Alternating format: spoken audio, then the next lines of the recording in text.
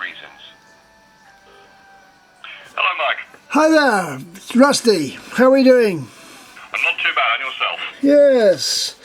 Yes, it's very interesting, this facility they've made available for people to phone. I see it's fairly general throughout the prison service that people have access to phones, which is quite refreshing, really, isn't it? Absolutely. Compared to the UK, it's absolute godsend. In the UK, it's actually quite unusual for people to have phones in their cells. I thought it had become the norm. I thought it was acceptable. No, that's so. At the moment to introduce it in the UK, they're starting with women's prisons first. Oh, right. They're going to try and roll it out across the prison estate. But to have phones in your cell to be able to make calls at pretty much any time of day and make an unlimited amount of calls, that's unheard of in England and Wales anyway. Obviously, we are still living in extraordinary times because we're all prisoners at the moment, aren't we, to some degree? In a manner of speaking, indeed. I mean, I'm absolutely in isolation because I've just had a swab test, so I'm not allowed out to speak to anybody, do anything. So you're my only contact with the world, which is ironic, isn't it? There's an irony to it, but it's better to be safe than sorry after. I think so, yes. Of course, that's an issue which hasn't so far arisen there, because I gather that life goes on in the prison much as per normal, doesn't it? You've not been allowed visitors. You are now allowed visitors again, I gather. That's absolutely right. Up until very recently, we've only been allowed what's called the purple visits. They're types of video calls you can have. We had these before, actually. You had to pay £9.50 for the calls. There wasn't much uptake. But during the crisis, the prison agreed to cover the cost of these. From the 6th of July onwards, people will be allowed one in-person visit a week by up to 2 people, provided they're from the same household. Of course, that £9.50 is another aspect about, of course, what you're allowed to earn there as a prisoner is a contentious issue, because if you had to pay for a purple call, it would be virtually all your spending money for the week, wouldn't it? It would indeed. I mean, the way it works with the purple visits is it's done by a mobile phone app. So your visitor is the one that pays on their card, but certainly if you were sending them the money, there'd be certainly no way someone could afford it unless there's someone on the outside willing to pay. And in fact, I've had this discussion myself with my friends. One of them has insisted he wants to keep on paying to a call once a week, but I said to him, I'm certainly not worth it. I can't quite work out what the limit is on what people can send you in the way of the money, because presumably prisons operate a cap on what you're allowed to spend within the prison every week, do they, or not? That's absolutely right. Depending upon what's called your IEP status, in other words, how well behaved you've been, you have a cap of either, I think it's £50 or £60 each week to spend on canteen. There's no theoretical upper limit to the amount of money you can have in your account at any one time, but of course the prison do say it has to be a reasonable amount. So do they define that? Because obviously, if you want things from the shop and somebody sends you in money to buy things from the shop, bearing in mind we can't send you in anything, we can't send in anything now. What are you supposed to do? If you want to buy some extra fruit, for example, that's available, I understand, from the shop. That's an excellent question, Mike. And the way it works is once a week we're issued with a slip which tells us the balance of money in our prison account. Now, friends and family, of course, can still send money to us through the post. We also very recently have an online top-up facility. Someone can use a credit card to send them money. It's very, very useful. And what happens is once a week, I think it's for our particular wing, it's on a Thursday, we fill in on the back of that what we actually want to get. So, for example, some fruit. And that has been delivered to us the following day in the case of most canteen items. Fresh items like fruit tend to be the day after because they have a special agreement with a farm shop here. You're working in some department at the prison, I presume? That's right. I'm a laundry worker at the moment. Right. We have other roles too. People work on the wings for cleaning, for instance. We have a compound also where we, in theory, grow food for the prison and so on. So there are various roles. And does everybody get the same rate of pay for doing whatever job they do or not? There are 4 different pay bands. It does vary depending upon the type of work that you do, usually to do with the hours. For example, myself and my friend Martin, you've spoken to, since we work in the laundry, we tend to get a little bit more because we're working 7 days a week. Other people might get a little bit less. We also provide extra incentives to people. For example, we have people who go work for an hour on Saturdays and Sundays in the compound to help water the plants. They're given all of an extra £4 a week for the privilege. Because obviously £4 doesn't sound a lot to me out here, but inside there, what you're allowed to spend or what you have available can be quite crucial, can't it? The extra £4. That's absolutely right, and it's an important thing. I think a lot of people believe about prison. They say, well, of course, you're getting 3 meals a day, a roof over your head.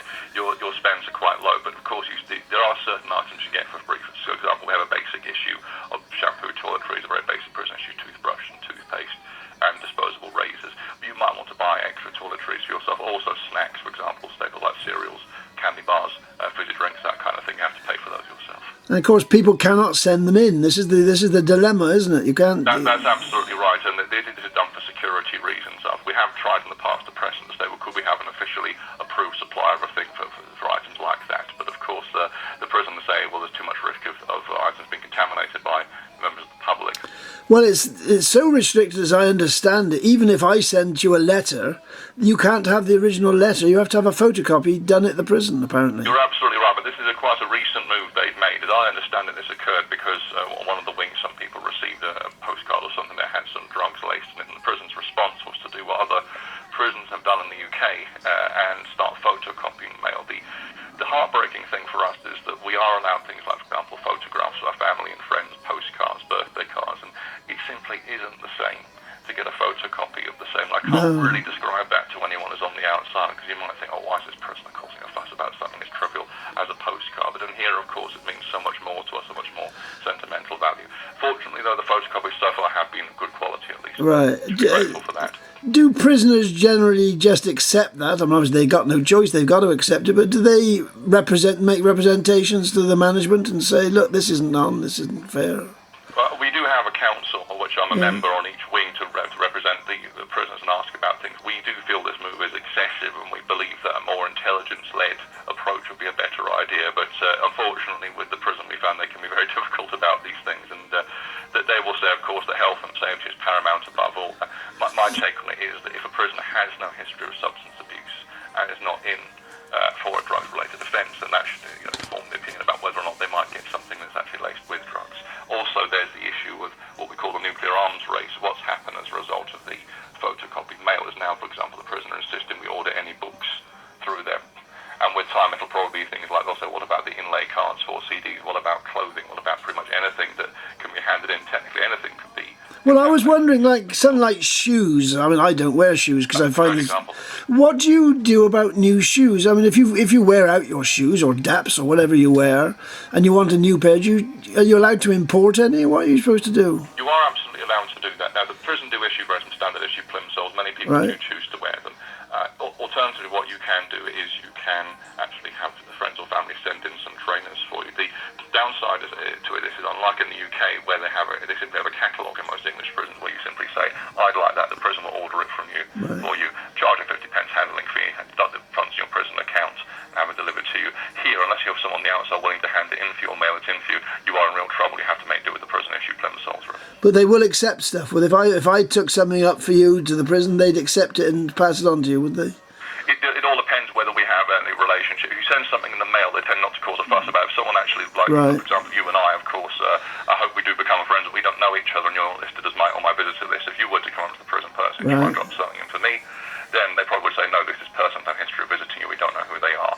If someone were to mail something, on the other hand, or this person has a history of visiting a prisoner, then usually the item would be accepted, provided the proper paperwork had been filled out in advance. I mean, people who will hear this will say, well, this is what it says, you're in prison, you're to be punished. I mean, it's a bit harsh, isn't it? I mean, these sorts of things, you're in prison being punished because you're deprived of your liberty. Should it go beyond that? Should you be punished beyond that in prison? You make a very excellent point like that. I'm sure a lot of people believe that about this, and particularly in Jersey. And of course, I'm sure before I came here, my people I've spoken about came here, I had very preconceived notion of what prison as an experience should be. I would say, that is the truth, as you say. In court, you are sentenced to your loss of your liberty. It's not about something horrible that happens to you when you're in prison, and particularly with some of the things they do for security reasons, it actually makes the prison experience worse for us than it should be. And I think that once your liberty has been lost, then that in itself is bad enough punishment. And to anyone who's listening who might be thinking, well, at least you get 3 meals a day and a roof over your head, I always say to them, just come and try it, please, by all means, give it a try. Well, of course, prisons used to be profit-making things, and they are quite a lot of prisons in the UK are privatised, and they are run on business lines. So they haven't started charging you for your board and lodge yet, but they do that in some prisons. I mean, America's very favourite for charging people for being there. So there have been cases of this, of course, when prisons run profitable lines, and of course cuts start to be made, and it's not always a good thing. In Birmingham, where I'm from originally, for instance, the government recently stepped in and take over a prison that had been run by a private company, mainly because of institutional failings and the fact there was lots of problems with violence and drugs in the prison. I think that it should be kept in the hands of the state, and we're very fortunate in Jersey that is not the case. It is state-funded, and the staff here, there's very little turnover. We have good salaries, and that's something we're very grateful for, because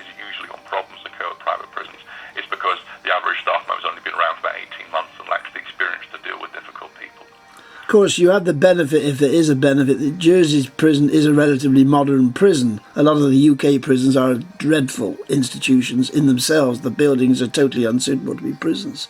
But you have that benefit. At least it is modern. But still, there are shared cells with a shared toilet. That still does exist at the Moye, doesn't it?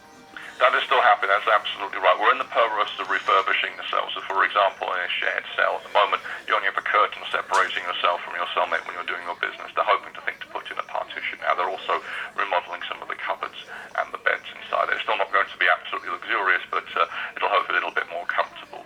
On our particular wing, things have become a little bit less crowded, and there is a waiting list for well-behaved prisoners to have a cell to themselves, though I think Martin mentioned to you in your last call that this has recently changed, and they've actually changed the way in which they allocate single cells. Right. I mean, you say you've got a prisoners' council that you're involved with. What sort of level of dialogue do you have with the management? Do you ever meet the governor? I don't know what's that. The talk That's out. absolutely right, Michael. So what will happen is once a month I'll meet with the unit manager for my local wing and one of the senior Right. officers, and then we usually deal with stuff that actually affects our wing specifically. So, for example, let's say the showers aren't being cleaned on a regular basis, a bugbear of one of the prisoners. We will speak to them about that. In theory, once every 3 months we have a meeting with all the senior manager, which includes the governor and the deputy governor, and we will try and then talk about broader issues. For example, let's say we have a system here to watch films that have been handed on DVDs. We might want to speak to them about that. Or things like we mentioned before about handing in books and the photocopying letters. That's the kind of thing I would want to raise with the governor and say, look, this is going too far. I notice in the rules it says prisoners shall be allowed, I didn't read it in great detail, shall be allowed to contact the minister, the governor, if necessary, if you've got a complaint about anything, and also the visitors system. You can contact the visitors system and ask to speak with them. But do these things happen, or is it... In theory, it is possible to make a complaint to the governor. I've done a few times myself in the past couple of days. Usually with an issue, we have an application process. A complaint can usually be dealt with by your person officer or the senior officer on duty that day. If it's something that can't be dealt with by them, you can then escalate that complaint further.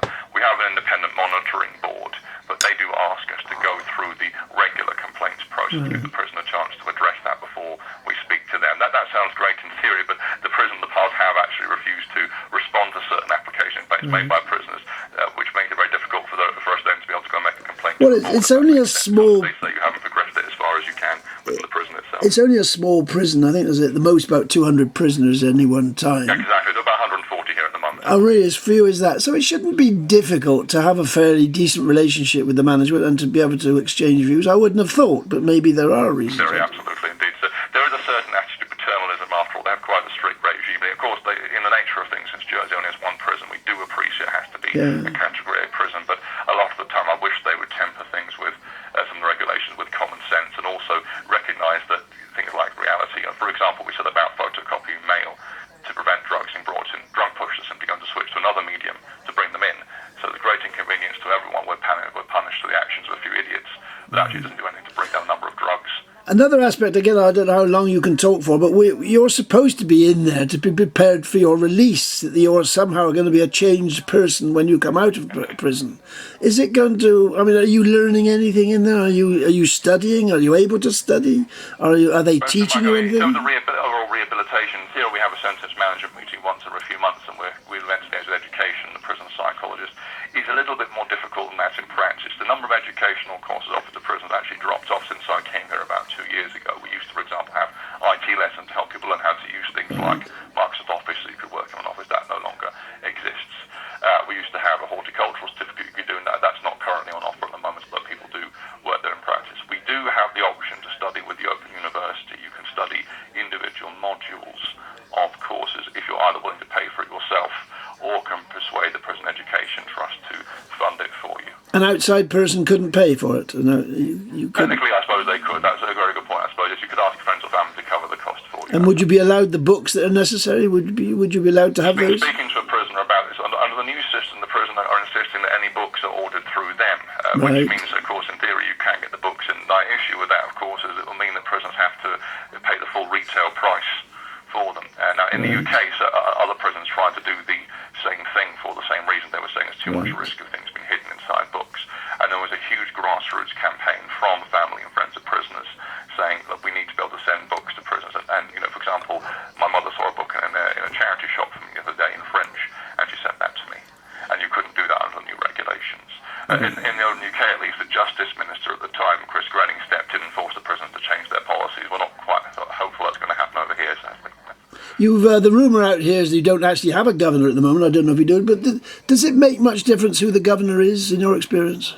I think it can make a difference after all. I mean, we have, I don't know anything about what's happened to Mr Cameron himself. I know that at the moment the Deputy Governor is running things day to day, and I think it can make a difference. Particularly, I mean, I know with the actual prison governor, he had run a prison over in Australia and also in South Africa and Scotland, as I recall. And for example, there was talk when the coronavirus crisis hit of doing 23-hour bang up, as indeed some UK prisons did, and involved a much harsher regime. And he was very reluctant to implement that because of the experience of working in a prison in South Africa, where they've done the same to try and counteract Ebola. It creates, of course, a very bad atmosphere. And of course, it means the punishment is actually much harsher than it's meant to be in part of the prison regime. It's very difficult to be locked in a small room for 23 hours a day. Obviously, a lot of people who come into prison are there because basically they're poor people and they're doing silly things to get money. And if they're not allowed to accumulate some money in prison, they'll be in the same situation when they leave. Do you get the feeling that they are being prepared for release, and the prisoners, the other prisoners? In terms of rehabilitation, it's a very difficult question to answer. There are various charitable institutions which will meet you in the run-up to release, for example, Sanctuary Trust and various other shelters that might help you find accommodation. There's also that GR8 program to help you get people back into work. But I haven't seen much evidence that this is actually something the states are on board with. In fact, the governor himself has said he's been staying to the states of Jersey, or I should say the government of Jersey, as they call themselves now, that they need to do more to start helping people get rehabilitated before they're down to fear. They also, in terms of psychology, as I'm sure Martin's already explained, we have a couple of forensic psychologists here who can help people with criminal behaviour, but we can't help people with other types of underlying mental health problems. If you have control of the prison, what reforms would you make? Any? I think the first thing I would probably do is emphasise education. We know that this works in countries like the Netherlands and Norway as well, of course, that they've introduced things like free university education. They're closing prisons hand over fist. That's probably the first thing I would change if I could. I certainly would make it a lot easier for prisoners to get hold of access to books. The other thing I would love to see as well is, with our video calling system, is have a system where we can do that on the wing, not necessarily in people's cells, but also on the wing.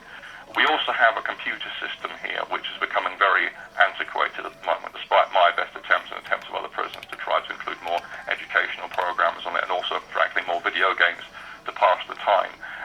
The prisoners stubbornly refuse to do anything about this on security grounds. That would, I think, make a big difference. Of course, that's a bit of an ironic situation. If you have somebody in there who has special skills, whatever it might be, that they can't make use of them, isn't it? To actually benefit the other prisoners, I suppose.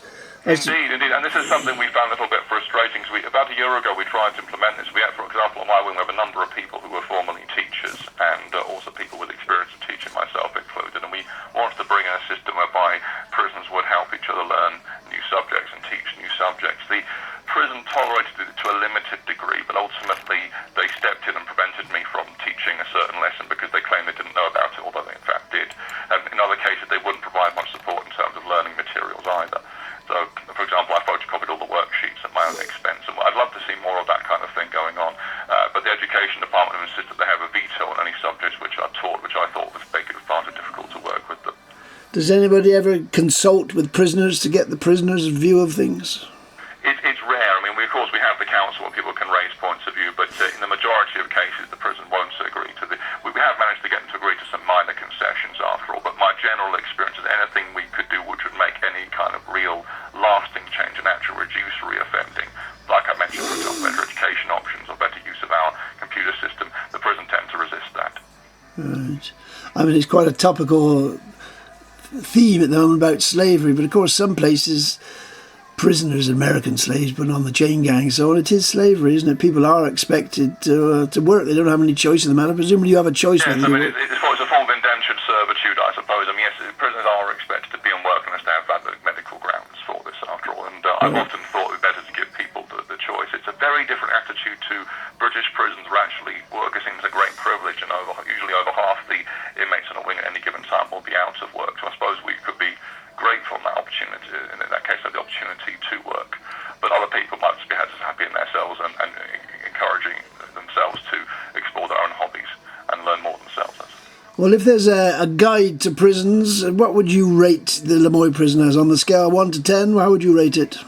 Well, it's a difficult question to answer in terms of overall, because the facilities themselves are, generally very good, and the staff are very good and friendly generally.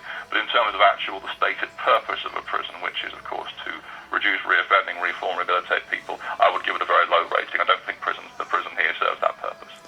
Well, of course, I don't want to go on, but they have had several reports, Magistrates Inspector of Prisons, I don't know if you get to see them or what, but they have been quite critical in those specific areas.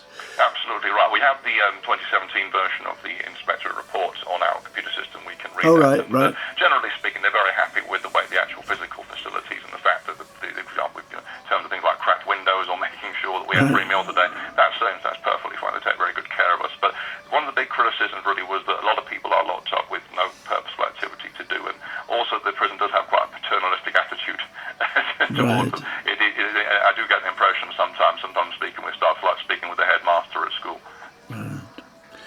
Well, we better stop there. I find it most interesting. Anything else you want to tell me? The only thing I wanted to really mention off the cuff was I saw in the JP a few days ago that a woman apparently deliberately committed a crime in order to be sent to prison to get help with her mental health problems. So if any of your listeners on your show are thinking about doing this, I'll please discourage you from doing that. As I mentioned before, we have forensic psychologists who can help treat criminal behaviour, but we don't have a dedicated cognitive psychologist. It's something we've been trying to push for some time. So the kind of help you can get here for underlying mental health problems like depression or something like that is no different to what an ordinary member of the public could get by simply walking to the hospital and asking for help. So please do that rather than break the law.